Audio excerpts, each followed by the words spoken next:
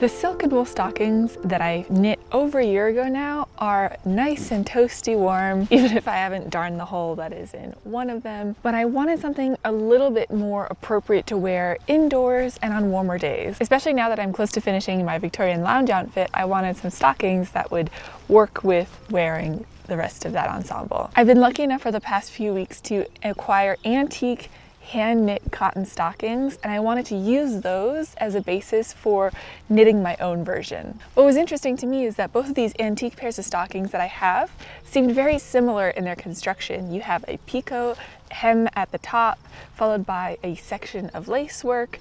Then you have some decreases towards the calf and the ankle point, where you go into a very different kind of feel than what I've seen before in modern sock knitting, and then decreasing towards the toe. Because there's a lot of construction bits to these stockings that I've never seen before, I didn't want to recreate the stockings from the final hand knit pair. That would be very difficult for me. So I went back to my 1892 book, The Art of Knitting, and they have a lot of rules, they called them, not patterns, for knitting stockings, including one pair of women's stockings that seemed really, really close to the extant pairs that I own. There's also a whole section of lace trims that you can add to the tops of stockings or mittens, and a few of them even start with a picot hem edge, so I chose one of those as my lace edge as well. The other important feature I don't want to miss is that the antique stockings that I own have a purl seam on the back, so it looks like you have a seam going down the back of your stocking. You may have noticed that both of the pairs of stockings that I have are marked with initials. One of them is marked with initials and a number. The numbers don't match and the lace trim at the top don't match, which is why I say pair.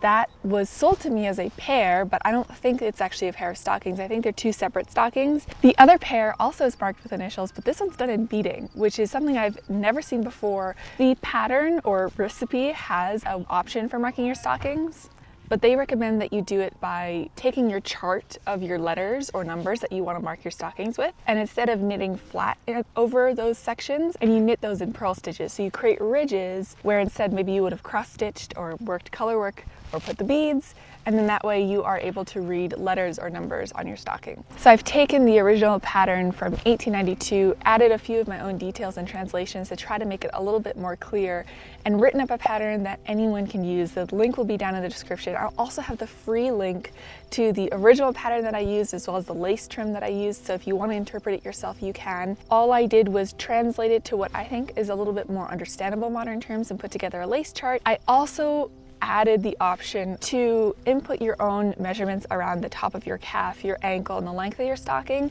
and it will modify the stitch counts and decrease and increase counts so that you can knit your own stocking to your own measurements. I also decided to put together a little bit of a video tutorial on how to knit those stockings that you get access to if you buy my pattern, because while I did try to describe it more clearly, I thought that might be a little bit helpful. So if you want to, the link will be in the description. But you can also have access to all the free resources that I translated as well. All my rambling aside, why don't I get right into showing you the process of knitting these stockings over the last few months. Of course, I got off to a less than fantastic start because I decided to start knitting my stockings way too late at night. And this is why they recommend that you don't do any late night knitting. I got a little bit sloppy when I was turning my work in the round, and I managed to pull my needle out of all of my stitches. At this point, I wonder if I am too tired to successfully put the stitches back onto my needle, but it's also, I feel, too dangerous to leave this overnight without it being back on the stitches. Yeah, highly recommend you don't do any knitting after, I don't know, midnight. Wish me luck. All right, good news. I think this is the one. I managed to get everything back onto my needle without losing any stitches. And at this point, I'm just gonna put it away for tonight and go to bed. That was scary. Thankfully, I was able to rescue my stitches, and then it was time for a few weeks worth of knitting for the top part of my stocking.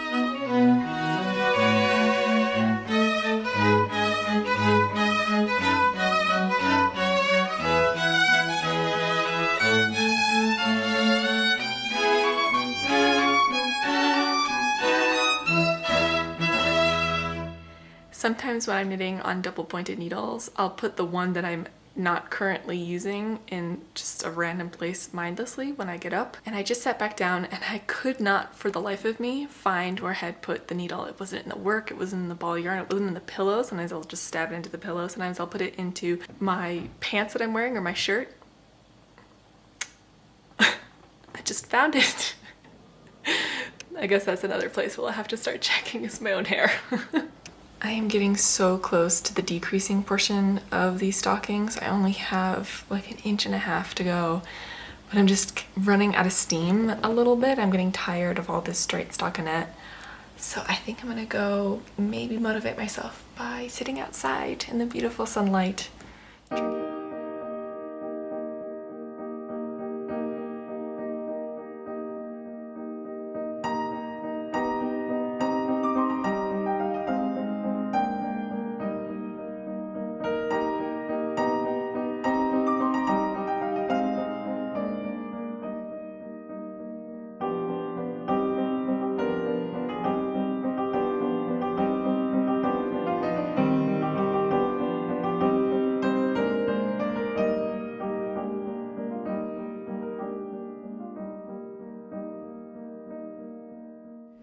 As a bit of an aside, you might be wondering how common would it be in the late 1800s to hand knit your own stockings, especially since it was the age of manufacturing and knitting machines, and specifically stocking making machines, existed and you could buy them. Also, I love machinery. I'm fascinated by machinery, especially sewing and knitting machinery, and looking up construction of stockings. I could talk about this for so long, but the knitting machine was originally invented as a stocking frame in order to make the process of making stockings that much faster.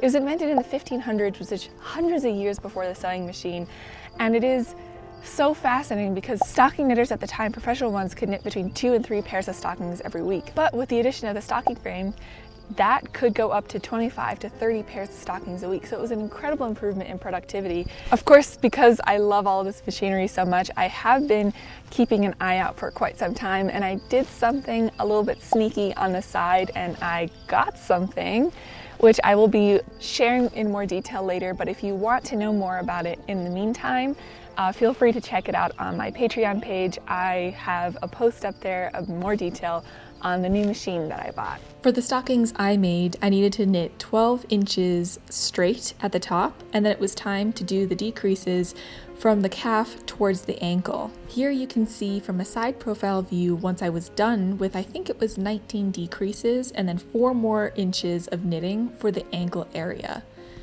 Then it was time to move on to the heel portion of the stocking, which is a very different heel than I've ever done.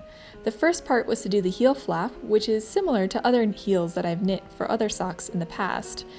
But then the turning of the heel was very different. I then knit just about the length that I needed for the foot, leaving enough room to do the decreases for the toe.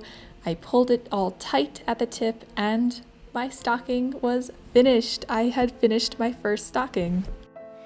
It's always exciting to finish a knitting project, and finishing one of these stockings is awesome. It feels like such an accomplishment, but I definitely have second stocking syndrome really hard right now. I just find it really hard to face starting all over again and having to knit a second stocking. It took me so long already to finish this one. The gauge is so tiny and I just don't really want to do it all over again. So yeah, now my knitting bag with my knitting cotton thread just mocks me, just stares back at me all day, telling me that I haven't even started on my second stocking yet. If you have any spare motivation or maybe discipline, please send it my way because I am really lacking it at the moment. Don't even want to think about starting my second stocking. To me, it seemed like the weather outside over the next few weeks mirrored how I felt, or the lack of enthusiasm that I had for starting to knit my second stocking. To take a little bit of the pressure off of myself, I decided not to film any of my second stocking knitting and just do it at the pace that I could manage with the energy and time that I had available to me. While it was quite stormy outside, we got a lot of thunderstorms, a lot of rain, and a lot of hail. The beautiful thing is, a lot of times those storms will turn into something beautiful. and springtime is really coming into full bloom here. We have lots of beautiful wildflowers, and I love seeing the bees out and about. My cheery mood was improved not just by the beautiful flowers that are blooming here, but by the fact that I finally finished my second stocking. It took a long time, a few months from when I started to finally having my second stocking finished, but I love how they both look. You might notice some slight differences between my two stockings. I did use exactly the same pattern. I did unfortunately make some mistakes, but I used two different kinds of cotton thread for each one of these stockings.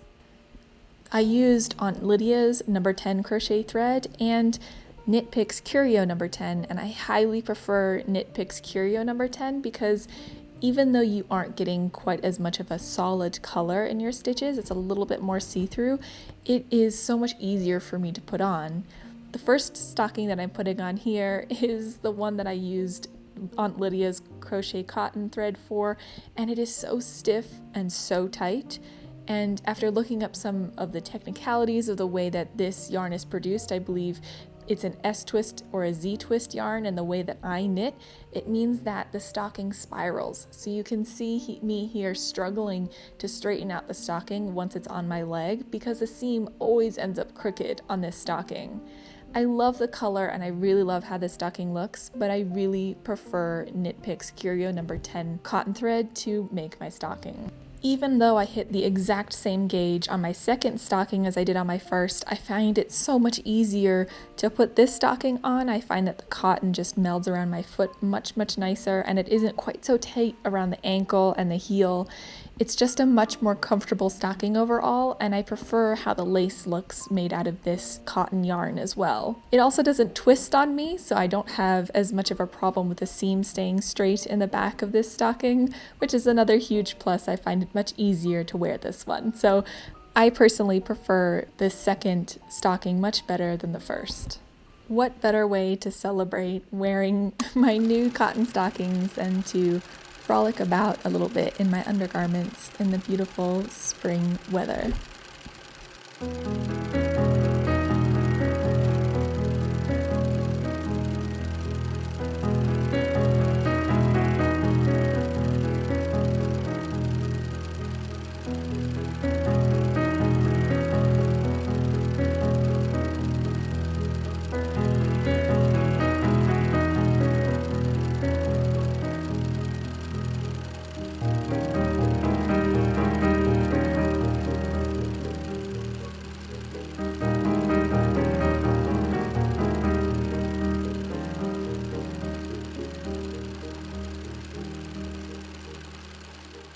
While parts of this process were definitely a struggle for me, I really enjoyed the finished result of my cotton stockings, and I'm so happy to have a pair that I can wear. If you liked this video and are looking for more historical crafting or knitting content, some sewing as well, please feel free to subscribe, and I will see you all again really soon with the last piece of my Victorian loungewear outfit.